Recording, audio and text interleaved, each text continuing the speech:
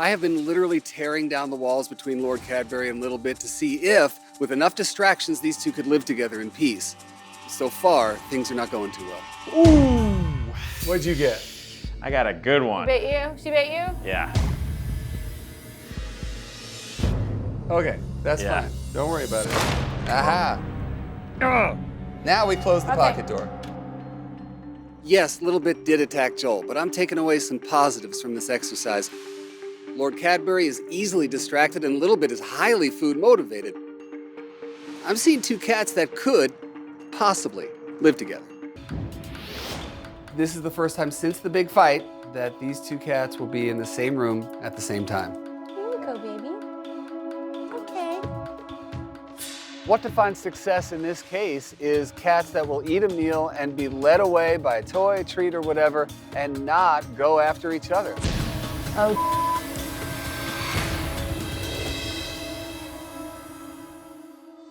Good boy. Nice. Lead them back. Good girl.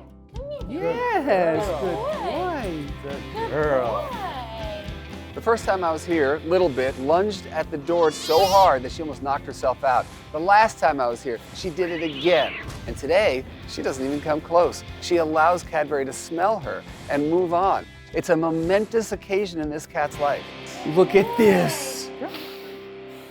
All right. Whoa, what is that? This is my bite-proof suit. Knowing how hard Calvin bites, knowing he has no control over it, and that once he bites, he clamps on, man, this thing right now is the only thing that's gonna save me. Hello, buddy. Can I touch? Aha. Okay, so now we got the bite hiss, right? Can I pet? Okay. Gotcha. The thing about Calvin is that he acts very differently with me than he does with Ambreen. With me, he goes, bite, slap, gone. But with Ambreen, it's, I love you, I love you, I love you, chomp. The only time I've seen a cat fight and hold on to something is when the cat's trying to kill that something, but I don't think he's trying to kill her. Just the opposite. It's like he's trying to hang on to her. How food motivated is he? What is that? Good boy, can I feed this to you? Now, if I can get Calvin to eat, especially from me, a stranger, that demonstrates that he could make positive, consistent, present choices. If not, well, then I gotta rethink this whole thing. Oh, come on. Look. It's okay, buddy, it's okay. Okay. Wow, you can feel him right through the gloves. Okay, listen, look, food. If I needed proof that something is going on in this poor boy's head that's non-normal, that would be it. Food bite, food bite, food bite. In all the years that I've been doing this, I've never seen that. Let me go and change out of this, and I'll give you some homework. Sounds good. You nervous? A little bit. I mean, it's the first time I've had the cat sitter watching him, and it was for a bunch of days, so I'm interested to see how he reacts. Interested. All right, that's code for nervous. Go on in there. Walking into that apartment, my mind is racing because I'm thinking about all of this horrifying stuff that I saw before I ever even met Ambreen. There's our man. Now we're gonna play it ultra cool, right? Hi, Calvy. All right, we're not gonna make a huge deal of this. No. It's just like you were gone for an hour. Let's come on over here. All right. So, we walk in. What's up, Calvin? How you doing? He's like, what's up? That's a great start. No attacks so far is wonderful, but don't forget this is the first time that Calvin's been left alone with a pet sitter and Ambreen is coming home after a trip. This could lead down a very bad road very quickly. Hold on now. See, the thing is I can't trust this until he's laying down. He's got that choice to make right now, man. Is he gonna go after you or me? Or will he lay down? And cue the lay down. High five. Cue the lay down, man. Calvin, I love you. Simone, I'm just gonna sit here. I think Jackson's gonna feel the same wrath as everybody else. Now let's do something real weird here.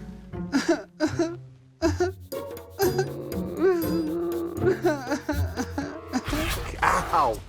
Ow. Oh my God, you're so weird. You're making me cry. Oh God. Okay. Ow. Okay. Listen. We don't have to do this.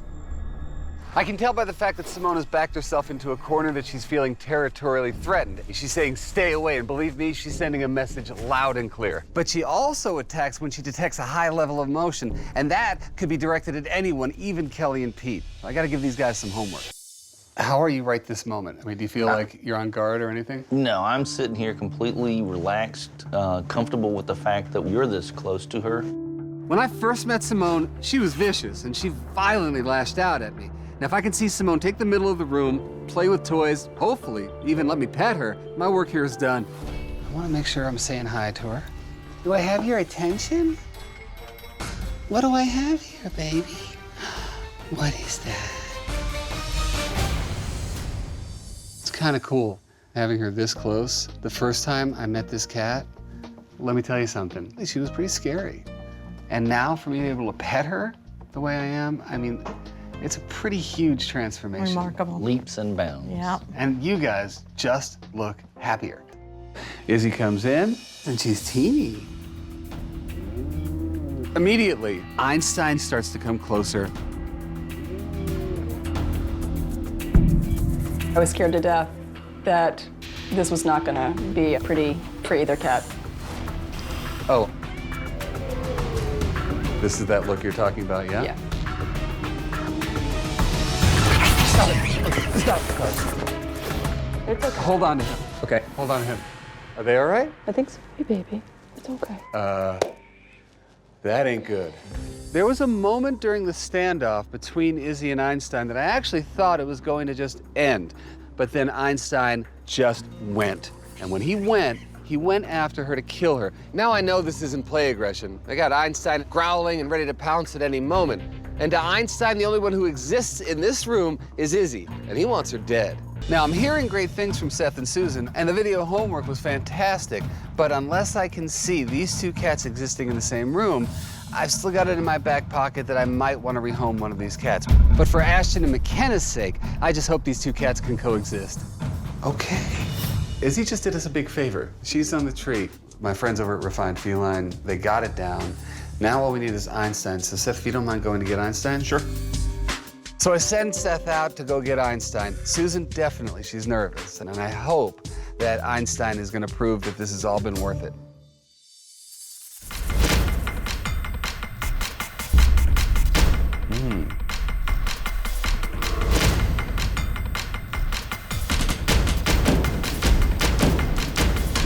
What I really need to see, Seth, is Einstein having interest in something other than her. Right now, he's still doing a little bit of the fixating. I want to see her calming down a little bit. You know what death is here? Death is the eye lock. Einstein loses focus on the toy, and he looks up and he sees Izzy. And in that moment, she tensed up just a little bit, and I thought, now, she can run or she can hold still. If she holds still, we're okay. We keep him moving. We keep her still.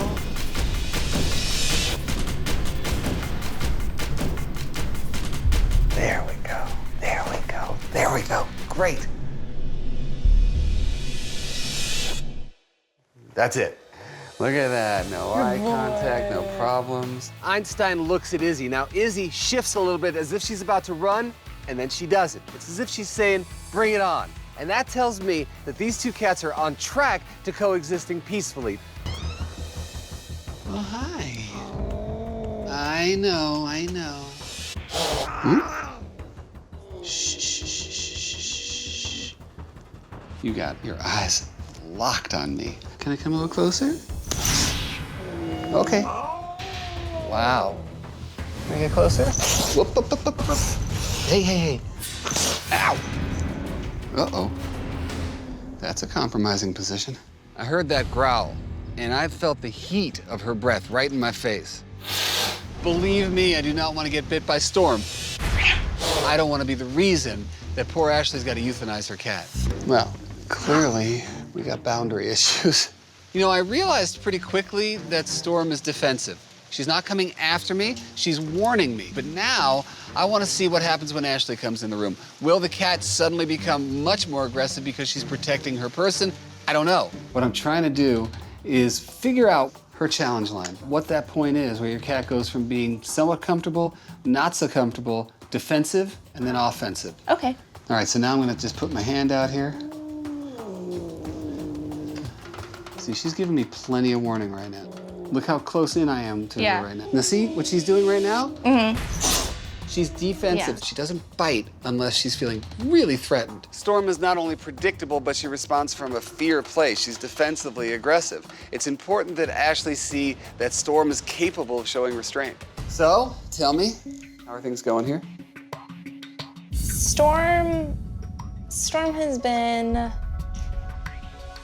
pretty well.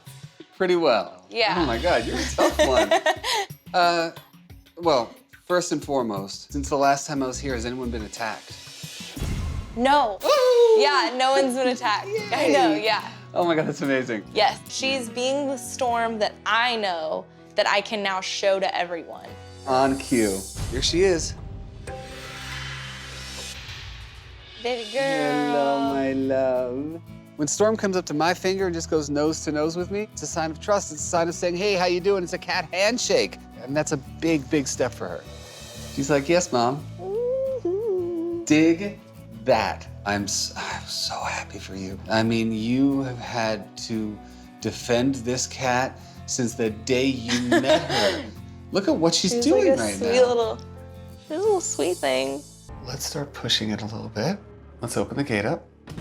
I want to be able to establish that challenge line with her.